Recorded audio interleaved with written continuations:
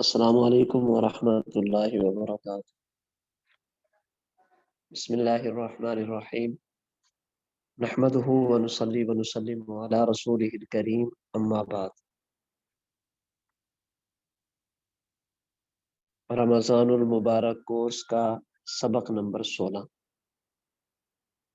قضائے عمری۔ کلمہ پڑھنے کے بعد کسی بھی مسلمان پر اللہ تعالیٰ کی طرف سے جو احکام لاگو ہوتے ہیں، شریعت کے جن مسائل کا انسان پابند ہوتا ہے،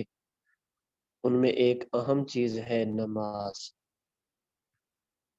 رسول اکرم صلی اللہ علیہ وسلم نے اپنے قول اور اپنے عمل کے ذریعے نماز کی اہمیت، نماز پڑھنے پر اجر اور ثواب، نماز چھوڑنے پر وعیدیں،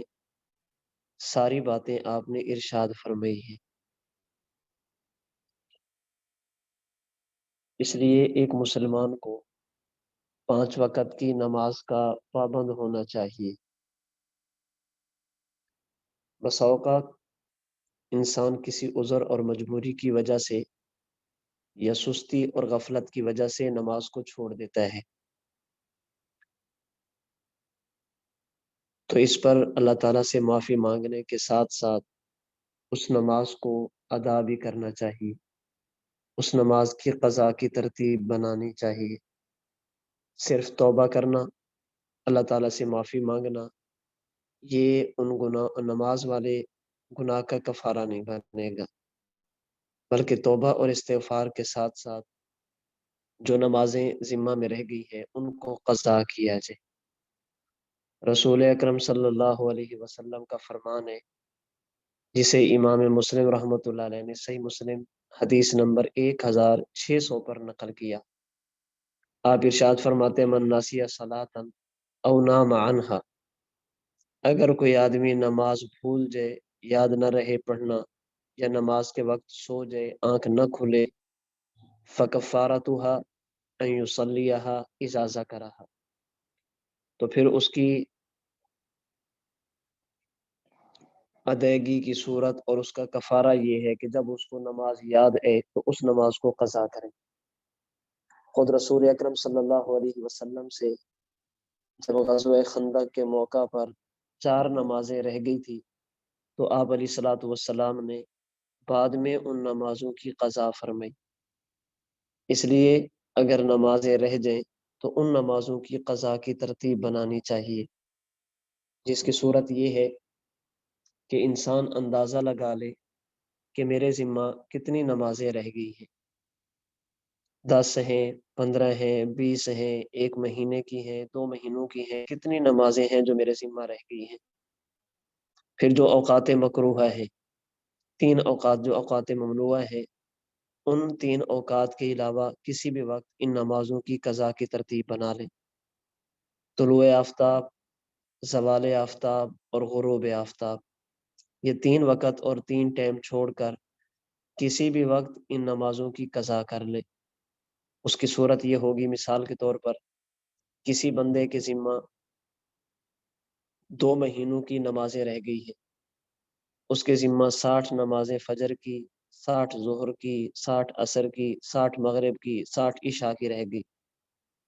جب یہ فجر کی قضا کرے گا تو یہ کہے گا، اے اللہ،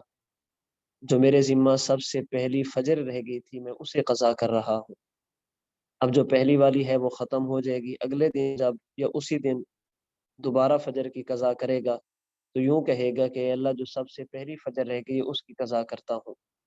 جو سب سے پہلی ظہر ہے اس کی قضا کرتا ہوں، جو سب سے پہلی عصر ہے اس کی قضا کرتا ہوں، جو سب سے پہلی مغرب ہے اس کی قضا کرتا ہوں، جو سب سے پہلی عشاء ہے اس کی قضا کرتا ہوں۔ اور نماز کی قضا کے اندر فرائض اور واجبات ان کی قضا ہوتی ہے، سنت اور نفل ان کی قضا نہیں ہوتی۔ فجر کے 2 فرض، ظہر کے 4 فرض، عصر کے 4 فرض، مغرب کے 3 فرض، عشاء کے 4 فرض اور 3 رکعت وتر۔ اسی طرح ایک مسئلہ اور بھی سمجھ لیں، اگر کسی بندے کی نمازیں اس وقت رہ گئی جب وہ گھر میں تھا، اب یہ بندہ سفر میں ہے،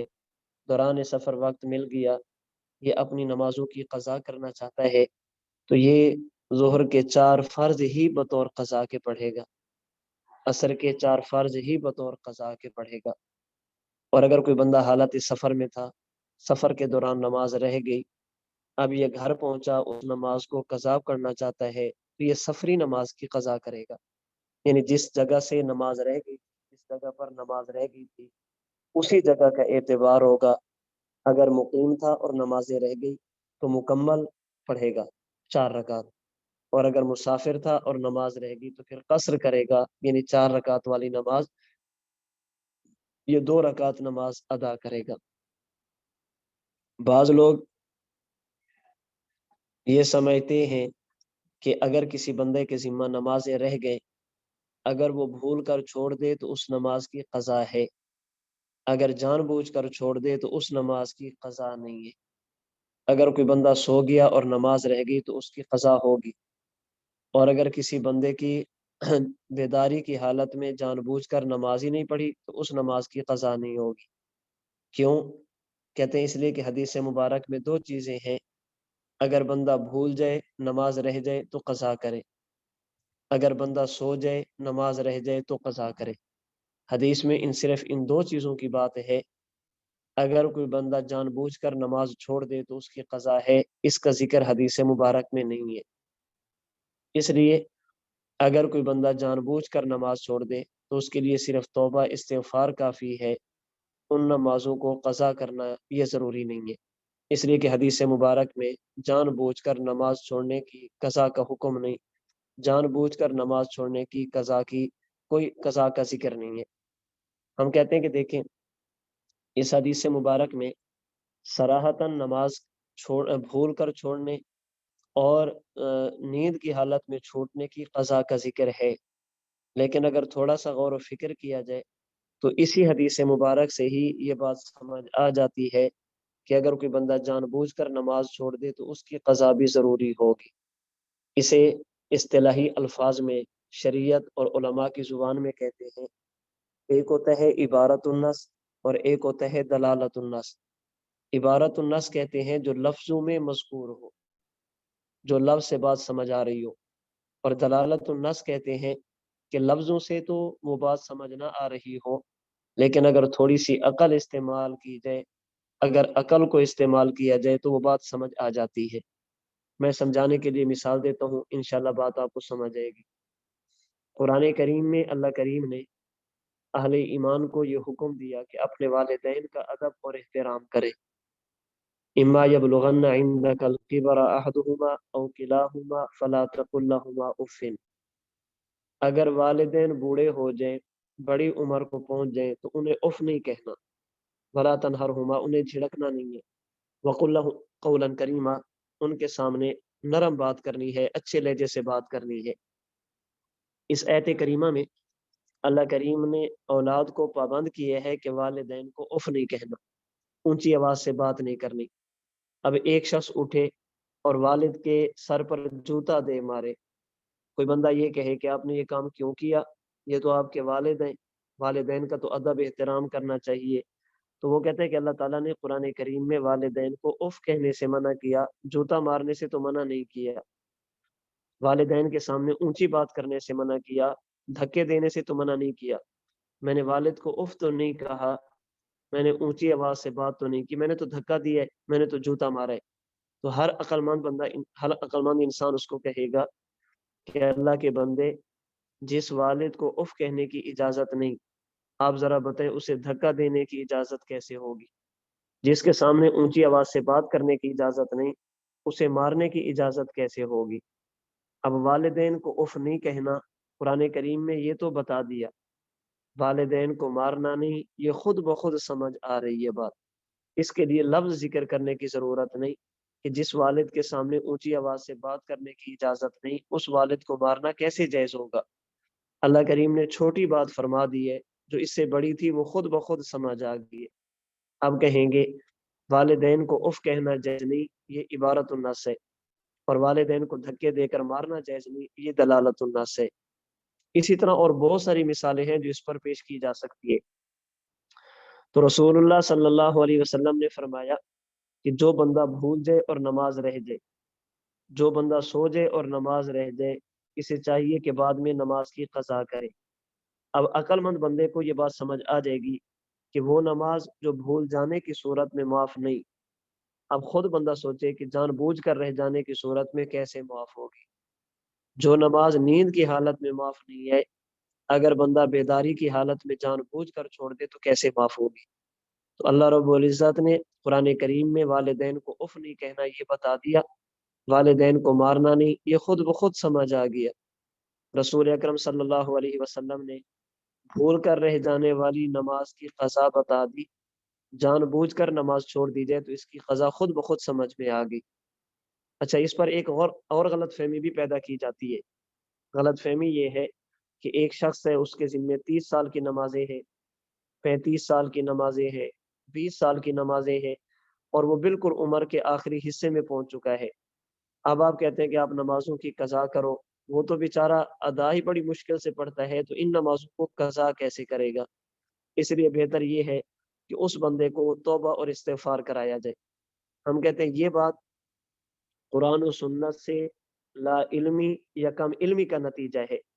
قرآن کریم اور حدیث مبارک پڑھنے سے معلوم ہوتا ہے اگر کوئی بندہ اخلاص کے ساتھ، صحیح نیت کے ساتھ کسی کام کو شروع کر دے اور وہ اس کام کو پورا نہ کر سکے، اللہ رب العزت اس بندے کو اس کام کا اجر عطا فرما دیتے ہیں۔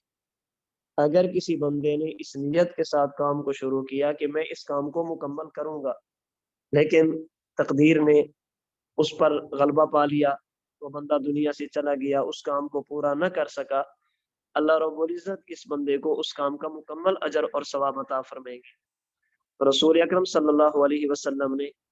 جب تک مکہ مکرمہ فتح نہیں کیا تھا، آپ مکہ مکرمہ کے فاتح نہیں بنے تھے، آپ مدینہ منورہ میں تھے، اس وقت کسی بھی مسلمان کے لیے ضروری تھا کلمہ پڑھنے کے ساتھ ساتھ مکہ مکرمہ سے مدینہ منورہ کی طرف ہجرت کرے۔ اگر کوئی بندہ ہجرت نہ کرتا، اس کے ایمان کا اعتبار نہ ہوتا۔ صحابہ کرام رضی اللہ تعالی عنہ اجمعین میں ایک صحابی بڑی عمر کے بھی تھے اور بیمار بھی تھے، کلمہ پڑھ لیا، اب ہجرت ضروری تھی، رسول اللہ صلی اللہ علیہ وسلم کی طرف جانے کے لیے انہوں نے اپنے رشتہ داروں سے کہا کہ میری چارپائی کو اٹھاؤ اور مدینہ منورہ کی طرف لے کر چلو، مدینہ منورہ کی طرف لے کر چلو۔ اب جب ان کی چارپائی کو مکہ مکرمہ سے مدینہ منورہ کی طرف لے جانے کے لیے ان کے رشتہ داروں نے اٹھایا، یہ تھوڑے سے ہی باہر نکلے تھے، اس صحابی کی روح قبض ہو گئی، وہ دنیا سے چلا گیا، مدینہ منورہ نہیں پہنچ سکا۔ اس پر بعض لوگوں نے باتیں کی، یہ بیچارہ گھر میں بھی نہیں مرا اور مدینہ بھی نہیں پہنچ سکا، یہ تو درمیان میں رہ گیا۔ اللہ تعالیٰ نے قرآن کریم میں فرمایا وَمَن يَخْرُجْ مِن بَيْتِهِ مُهَاجِرًا إِلَى اللَّهِ وَرَسُولِهِ، جو آدمی اپنے گھر سے ہجرت کی نیت سے نکل پڑا، ثُمَّ يُدْرِكُهُ الْمَوْتُ، پھر راستے میں موت آ گئی، مدینہ منورہ نہیں پہنچ سکا، فقد وقع اجرہ علی اللہ، اسے اللہ رب العزت ہجرت کا ثواب عطا فرمائیں گے۔ یعنی جس طرح مہاجرین صحابہ کرام کو اللہ رب العزت ہجرت کا اجر دیں گے، ہجرت کی نیت سے نکلنے والے اس شخص کو بھی اللہ تعالیٰ پورا پورا اجر دیں گے، جیسے وہ مہاجر شمار ہوں گے اسی طرح یہ بھی مہاجر شمار ہوگا۔ اب دیکھیں جو پہنچ گئے اللہ انہیں بھی ہجرت کا اجر دے رہے،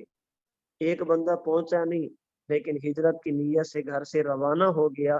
اللہ رب العزت اسے بھی پورا اجر عطا فرما رہے۔ ایک مشہور حدیث مبارک ہے جسے امام مسلم رحمۃ اللہ علیہ نے مسلم شریف میں نقل کیا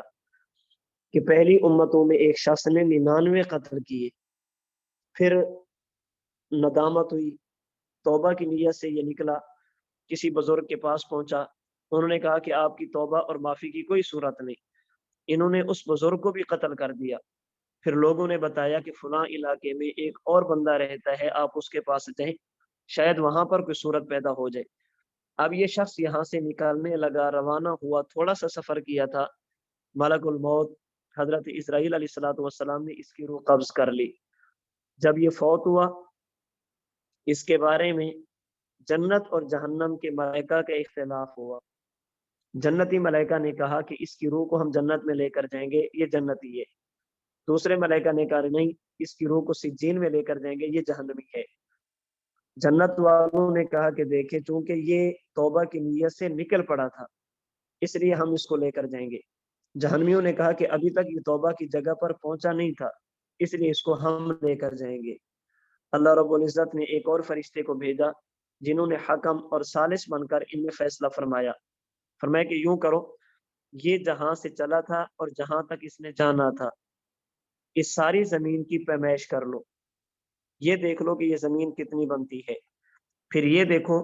کہ جو سفر اس نے طے کیا ہے وہ کتنا ہے اور جو باقی بچا ہے وہ کتنا ہے۔ اگر تو اس نے طے زیادہ کر لیا، جو رہتا ہے وہ تھوڑا تھا، تو پھر اس کو جنت والے فرشتے لے جائیں، اور اگر طے تھوڑا کیا ہے، جو رہتا ہے وہ زیادہ ہے، تو پھر جہنم والے فرشتے لے جائیں۔ حدیث مبارک میں آتا ہے جو سفر اس نے طے کیا تھا وہ تھوڑا تھا اور جو رہتا تھا وہ زیادہ تھا۔ قانون کے مطابق جہنم کے فرشتے اس کو لے کر جاتے، لیکن اللہ رب العزت نے زمین کو حکم دیا، جو فاصلہ طے کیا تھا وہ زمین پھیل گئی اور جو رہتا تھا وہ زمین سمٹ گئی۔ جب پیمائش کی تو جو سفر طے کیا وہ زیادہ نکلا اور جو رہتا تھا وہ تھوڑا نکلا، نتیجہ اسے جنت کے فرشتے لے کر چلے گئے۔ اب دیکھیں اس بندے نے ابھی تک اس بزرگ کے پاس پہنچ کر توبہ کی نہیں تھی، توبہ کی نیت سے نکل پڑا تھا، نیت اس کی درست تھی، اللہ رب العزت نے اس کے لیے جنت کا فیصلہ فرما دیا۔ اسی طرح اگر کوئی بندہ قرآن کریم پڑھنا شروع کرے، علم دین سیکھنا شروع کرے اور قرآن کریم کو مکمل کرنے سے پہلے فوت ہو جائے، علم دین مکمل حاصل کرنے سے پہلے فوت ہو جائے، قیامت کے دن اللہ رب العزت ایسے لوگوں کو قرآن کریم کے حفاظ اور دین کے علماء کی صف میں کھڑا فرمائیں گے، اس لیے کہ اس نے اس کام کو شروع کر دیا تھا۔ تو یہ دو تین مثالیں میں نے دی ہیں اس بات کو سمجھانے کے لیے کہ اگر کوئی بندہ دین کا کوئی کام شروع کرے اور اس کی نیت یہ ہو کہ میں اس کو پورا کروں گا، پھر زندگی وفا نہ کرے تو اللہ رب العزت اس کام کا اجر اس کو عطا فرما دیتے ہیں۔ اگر کسی بندے کے ذمہ نمازیں رہ گئی، اب اس نے حساب لگایا، اللہ سے معافی مانگی اور اس نے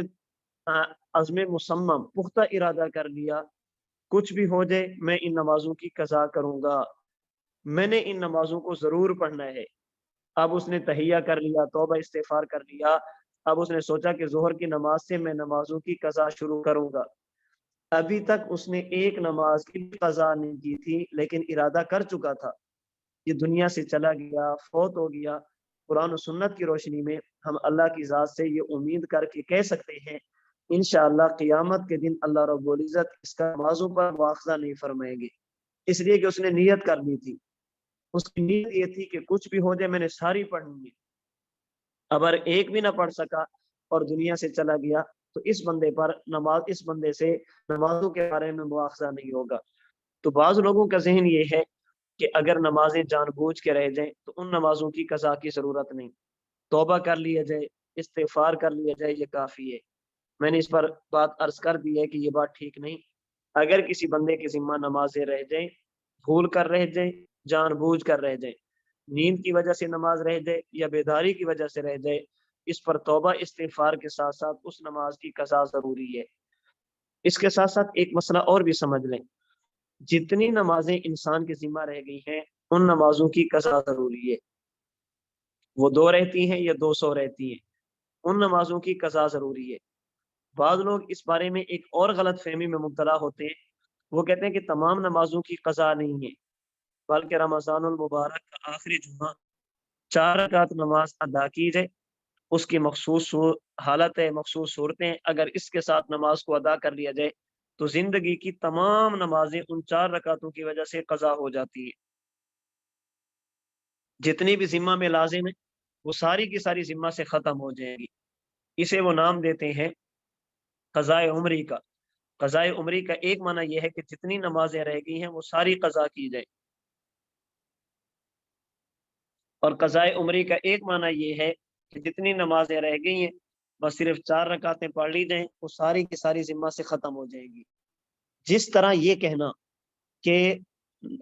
اگر نمازیں رہ جائیں ان کو پڑھنے کی ضرورت نہیں، توبہ استغفار کافی ہے، یہ غلط ہے، ٹھیک نہیں ہے۔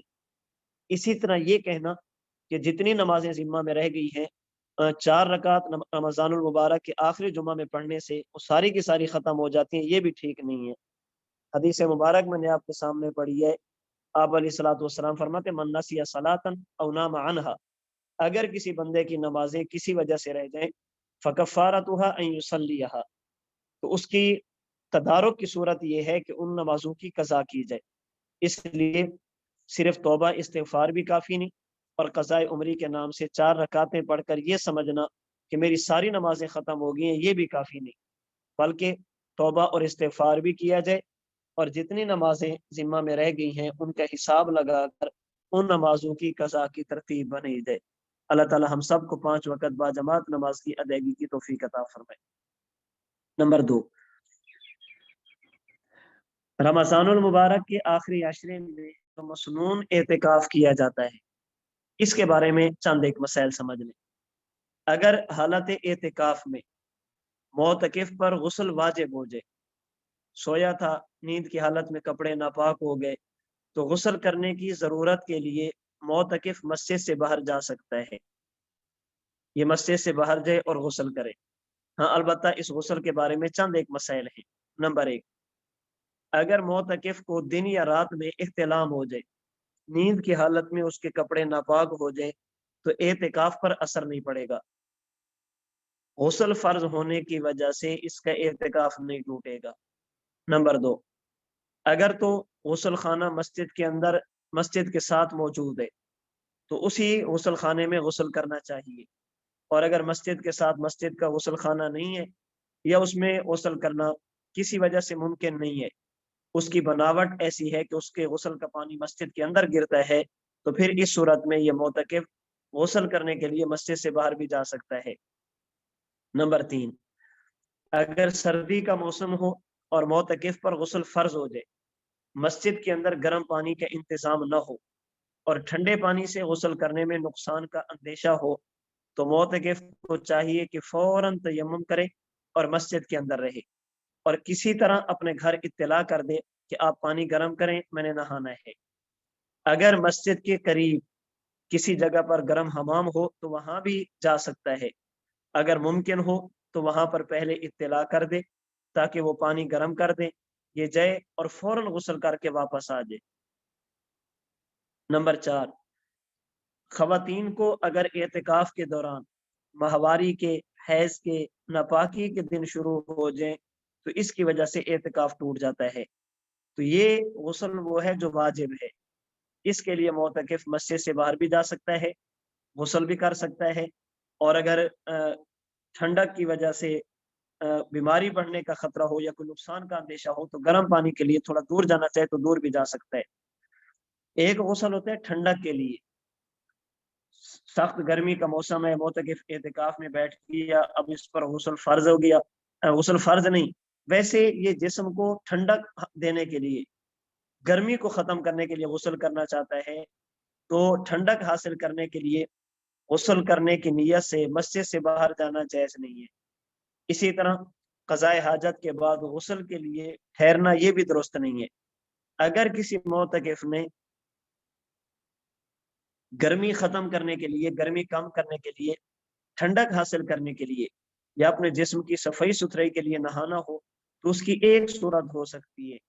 वो ये कि जब ये बैतुल खला क़ज़ाए हाजत के लिए जाए, तो क़ज़ाए हाजत करने के बाद वहां पर 2-4 लोटे ये अपने बदन पर बहा ले। जितनी देर में वुजू करता है उतनी देर में अगर कुछ लोटे पानी के अपने ऊपर बहा दे तो इसकी गुंजाइश मौजूद होती है। गुस्ल की नीयत से मस्जिद से बाहर न जाए। हाँ, अलबत्ता जब क़ज़ाए हाजत के लिए जाए तो वहां पर 2-4 लोटे जितनी देर में बंदा वुजू करता है अपने जिस्म पर बहा दे, तो ये जायज़ है। खवातीन घर में एतिकाफ कर रही हूँ तो उनके लिए भी गुस्ल का यही हुक्म होगा। अगर गुस्ल वाजिब हो जाए तो ये एतिकाफ की जगह से बाहर जा सकती हैं। महज ठंडक हासिल करने के लिए, सफाई के लिए, ये भी गुस्ल करने की नियत से एतिकाफ वाली जगह से बाहर नहीं जा सकती। मोतकिफ हालात एतिकाफ में वुजू करने के लिए भी मस्जिद से बाहर जा सकता है, लेकिन उसके लिए भी चंद एक मसाइल है। नंबर 1, अगर मस्जिद में वुजू करने की ऐसी जगह मौजूद है कि मोतकिफ मस्जिद के अंदर बैठे और वुजू का पानी मस्जिद से बाहर गिरता रहे, तो मोतकिफ के लिए वुजू करने के लिए मस्जिद से बाहर जाना जायज नहीं। اور اگر ایسی صورت ممکن نہیں ہے تو پھر معتکف وضو کے لیے کسی قریبی جگہ پر جا کر وضو کرنا چاہے تو کر سکتا ہے۔ نمبر 2، جو نماز فرض ہے، جو نماز سنت ہے، جو نماز نفل ہے، یعنی نماز کی ادائیگی، سجدہ تلاوت اور قرآن کریم کو دیکھ کر پڑھنے کے لیے وضو کرنے کے لیے اگر باہر جانا چاہے تو باہر جا سکتا ہے۔ نماز پڑھنی ہے، وضو نہیں ہے تو جا کر وضو کرے۔ قرآن کریم کی تلاوت دیکھ کر کرنی ہے، وضو نہیں ہے تو وضو کر لے۔ سجدہ تلاوت کرنا ہے، وضو نہیں ہے تو وضو کر لے، اس لیے کہ نماز، سجدہ تلاوت اور قرآن کریم کو چھونا، قرآن کریم کو ہاتھ لگانا، یہ ساری چیزیں وہ ہیں جن کے لیے وضو ضروری ہے۔ اگر معتکف حالت اعتکاف میں صرف تسبیح کرنا چاہتا ہے، ذکر کرنا چاہتا ہے، درود پاک پڑھنا چاہتا ہے اور وضو نہیں ہے تو ان چیزوں کے لیے وضو کرنے کے لیے مسجد سے باہر نکلنا جائز نہیں ہے، اس لیے کہ ذکر بغیر وضو کے ہو سکتا ہے، درود پاک کا ورد بغیر وضو کے ہو سکتا ہے، زبانی تلاوت یہ بھی بغیر وضو کے ہو سکتی ہے۔ نمبر 3، اگر معتکف پہلے سے باوضو ہے، پہلے سے وضو موجود ہے تو تازہ وضو کرنے کے لیے معتکف مسجد سے باہر نہیں جا سکتا۔ نمبر 4، خواتین اپنی اعتکاف گاہ کے قریب ترین بیت الخلاء میں اپنی ضروریات پوری کریں اور جو اعتکاف والی جگہ کے قریب جگہ ہے وہاں پر جا کر وضو کریں۔ معتکف حالت اعتکاف میں کھانے پینے کی ضروری اشیاء باہر سے لا سکتا ہے یعنی اس کے بارے میں چند ایک مسائل۔ نمبر 1، کھانا لانے کے لیے یا پانی لانے کے لیے اگر گھر کا کوئی فرد میسر نہیں ہے، یہ معتکف خود ہی جاتا ہے، اس کے علاوہ کوئی اور بندہ نہیں ہے، تو کھانے کی چیز گھر سے باہر لا سکتا ہے، صبح سحری کے لیے چلا جائے، شام افطاری کے لیے چلا جائے۔ پانی لانے کے لیے اگر گھر سے باہر جانا چاہے تو جا سکتا ہے، اعتکاف کی جگہ سے باہر جا سکتا ہے۔ نمبر 2، اگر یہ کھانا لانے کے لیے خود جائے تو پھر اسے چاہیے کہ ایسے وقت میں کھانا لینے کے لیے جائے جب اسے امید ہو کہ میں پہنچوں گا اور کھانا تیار ہوگا، تاکہ فوراً جائے اور کھانا لے کر واپس آ جائے۔ کھانا وہاں پر کھائے گا نہیں، کھائے گا مسجد میں، لیکن اگر یہ سمجھا کہ چاہوں گا کھانا تیار ہوگا، وہاں پہنچا تو کھانے میں کچھ دیر تھی تو تھوڑی دیر انتظار بھی کر سکتا ہے۔ نمبر 3، اگر معتکف کے لیے کوئی کھانا لاتا ہے لیکن اتفاق سے وہ نہیں آیا، اب بھی چونکہ ضرورت ہے یہ کھانا لانے کے لیے باہر جا سکتا ہے۔ معتکف حالت اعتکاف میں نماز جمعہ کی ادائیگی کے لیے مسجد سے باہر جا سکتا ہے یا نہیں، اس کے بارے میں بھی چند ایک مسائل۔ نمبر 1، بہتر اور مستحب یہ ہے کہ معتکف ایسی مسجد میں اعتکاف کرے جہاں پر نماز جمعہ ہوتی ہو، لیکن اگر ایسی جگہ پر اعتکاف میں بیٹھا جہاں پر نماز جمعہ نہیں ہوتا تو معتکف نماز جمعہ کی ادائیگی کے لیے اپنی اس اعتکاف والی مسجد سے دوسری مسجد میں جا سکتا ہے۔ ہاں البتہ ایک بات کا خیال کرے، یہ جمعہ کی نماز کی ادائیگی کے لیے اس وقت نکلے جب اسے اندازہ ہو کہ میں مسجد میں پہنچوں گا، 4 رکعت سنت ادا کروں گا، اس کے فوراً بعد عربی خطبہ شروع ہو جائے گا، یعنی جب امام صاحب اپنی تقریر ختم کرنے والے ہوں